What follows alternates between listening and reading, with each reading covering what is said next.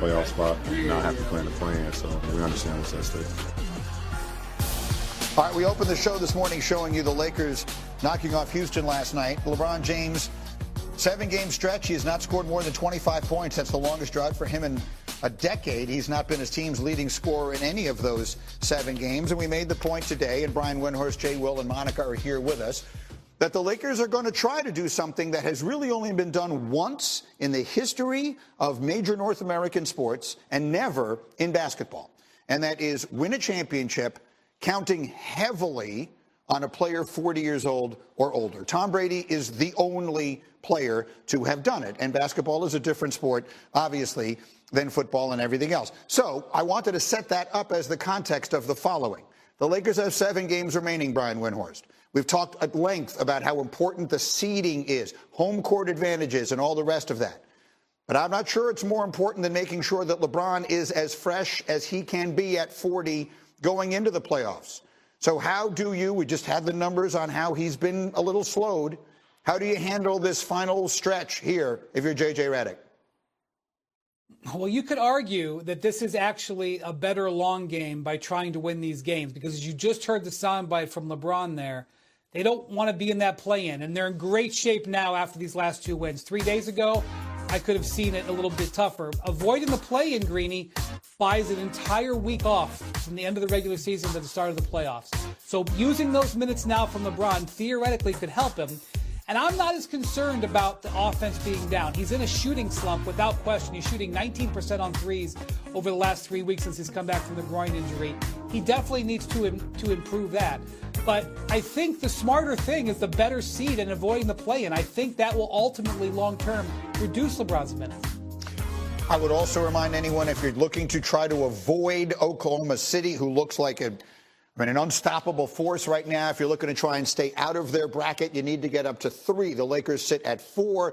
If they can find a way to get up to 2 or 3, you wind up on the other side of the bracket. Jay Will, how do you handle LeBron at 40 here? Greeny, I just want to say something. I love this. Is LeBron running out of steam ahead of the playoffs, for fewer than 25 points. He's had 3 games in the teens, and they've been like 17, 18. Every other game has been in the 20s. And once again, I get it that he's 40 years old, but this dude has proven that he is winning the game in, father versus time. And look, can he sustain defensive efforts is the big question you have for the Lakers with the way their personnel is constructed on their roster. But if anything, you love what you saw last night against Houston, right? It's about the way Luka, LeBron, and AR-15 and the rest of their team defends. A lot of teams are going to have questions against OKC, but it's on the defensive side of the ball that you want to see this type of effort, and you need to see it consistently for them to have a legit shot. Yeah, and look, running out of steam is a whether that's the right choice of words or not, notwithstanding. He's 40 years old. The man is 40 years old. And as I just pointed out, no team has ever depended on a 40-year-old player to win an NBA championship. Literally ever. It's never happened. And so here are the Lakers. They're going to have to do it, whether he's 1 and Luka's 1A or vice versa. They're not doing anything if LeBron isn't brilliant in the postseason. That's why this feels like a relevant question to me, McNutt. This will be spectacular to watch through that lens, Greeny. But I also think what is particularly unique about this, and let me know if you're with me on this, Jay, is the variety of ways that LeBron James can impact a game, right? We are kind of up and down about his three-point shooting and the scoring numbers of the teams, but you never walk away from a game. I shouldn't say never. Rarely do you walk away from a game without being able to pinpoint the way that LeBron James was able to impact it. Even if he didn't score last night, he comes up with the huge block at the end of the game that alters the course of the game. You look at him having to play different positions on the defensive end. You look at him as a facilitator. You look at him as a scorer. I'm not sure what it's going to look like per se on a given night, because if you got role guys knocking down 12 threes, that's going to take pressure off. If you got Luka in a position where he is absolutely dominating on offense, that's going to take pressure off. But if he's the weak link on defense, that's going to add a different layer of pressure. So I'm not sure what this 40-year-old version of LeBron is going to look like in the postseason, just because it seems like the group around him, to me, there's going to have to be some creativity in how they match up as you look at the West. I guess that's really probably the best way to say it. That's the point I'm trying to make. Not that he isn't unbelievable. It's that he is. Yeah. Not that he doesn't impact the game in every conceivable way. It's that he does, and that he's 40. He's going to be trying to do it at the age of 40. It's not just about how many points he scores. Right. It's about him being the best player on Whatever the floor. his team needs. And that is going to be fascinating to see. Again, Tom Brady is the only player in the history of major North American team sports to ever lead a team to a championship at the age of 40. All right, hold that thought. And Wendy, I'll start with you. And the Lakers lost that heartbreaker at the buzzer, with the giddy three and everything else against the Bulls. But outside of that, it's been a pretty good little week here for the Lakers. What should we say about them right this minute?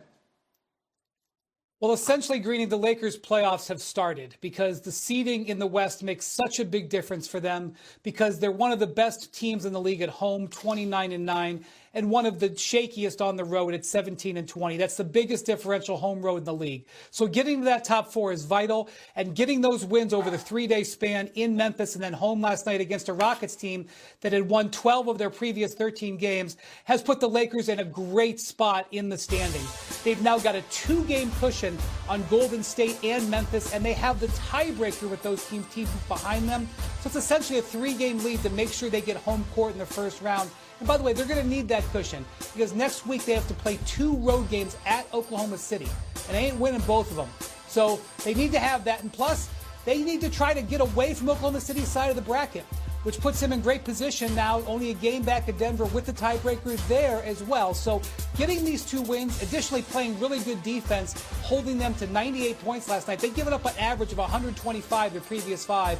So getting that was a huge victory for the Lakers. So, Jay, well, let me actually put that full screen up to illustrate the point he just made. Can I see A8, please?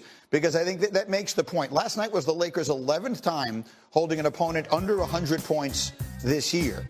That has not been the case lately. As Wendy just said, in their 6 prior games, their opponents were averaging over 124 points a game. So here's the deal, Jay Will. When you've got LeBron and you've got Luka, and at this point I think we have to say when you've got Austin Reeves as well, I'm not worried about the offense. But the old expression, offense selling tickets, defense winning championships, is this team, if I said this team's going to go as far as this defense takes it, Jay Will, would that be right? Yes, I think that's 1,000% accurate, especially when you think about the teams that have the physicality of Houston or OKC. I will say this, though, Greeny, last night, and I know he's 40, but there were multiple times last night where I watched the game, and LeBron James, from beginning to end, was the best defensive player on the court. Mm-hmm. And he played positions 1 through 5. They switched him multiple times. So I think not only did you not get a great performance from LeBron, AR-15, and Luka Doncic offensively, but you love the step that you're seeing defensively for how they all work together and how they button down and really strapped up when it mattered the most. They will need that type of sustained effort against OKC and any great team in the West, but also it needs to be a combination of how they play defensively, and all 3 of those guys need to be elite offensively for them to win a chip. And that's the question. Can they sustain this level of play defensively and be elite offensively for them to win a world championship? It's an interesting point because, look, over the last week, as anyone's been paying attention, LeBron has been involved in so many conversations that have absolutely nothing to do with anything like this. But the conversation I was having on my little golf getaway was this. If you just watch LeBron play right now and you didn't know how old he was, how old would you think he was? Because if you watch, Monica, if you watch that man play to the point Jay Will just made last night, come flying over the top to make that block, at the very end of the game and all the rest of that, you would look at him, look at the way he looks, look at the way he plays. You'd think he was in his early to mid 30s. Yeah, same. I was going to say early to mid 30s. Right. I can see that.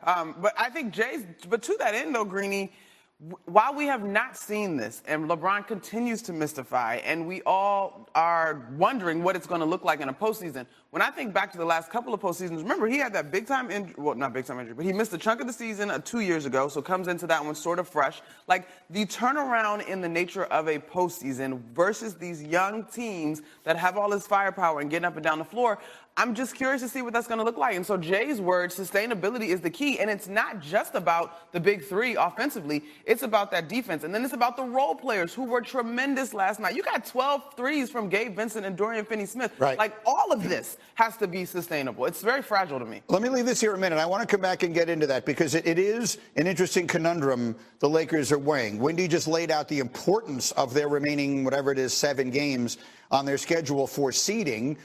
You then ask yourself, how do you balance that against making sure that LeBron James is as fresh as he can be going into the playoffs? Hold this thought. We will have that. Chào các bạn, mình đã quay trở lại với kênh của mình. Hôm nay mình sẽ tiếp tục hướng dẫn các bạn làm vòng. Và hôm nay của mình sẽ có tiêu đề là logo. Mọi người, hôm nay vòng mình sẽ có tiêu đề là áo phông. Bây giờ bắt đầu làm nhé.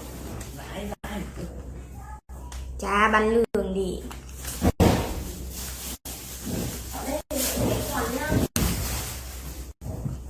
Đến đây. Không ăn à? Rồi. Làm ăn đi ra đây để lấy quả. Mà cái cà như về chả. Ăn phải gì?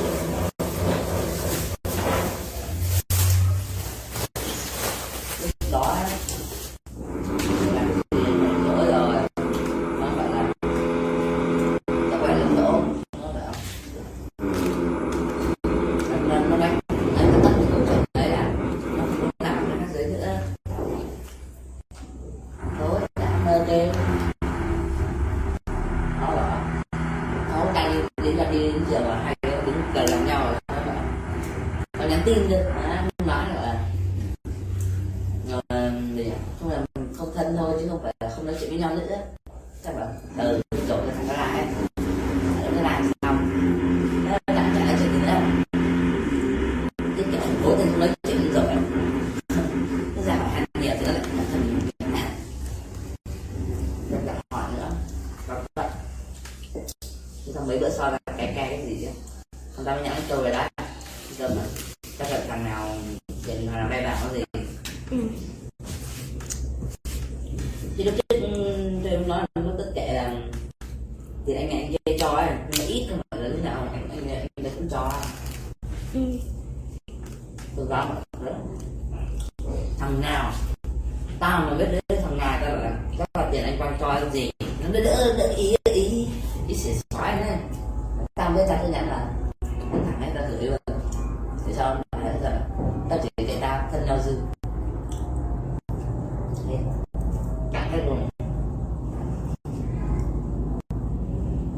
dẫn anh bận lắm anh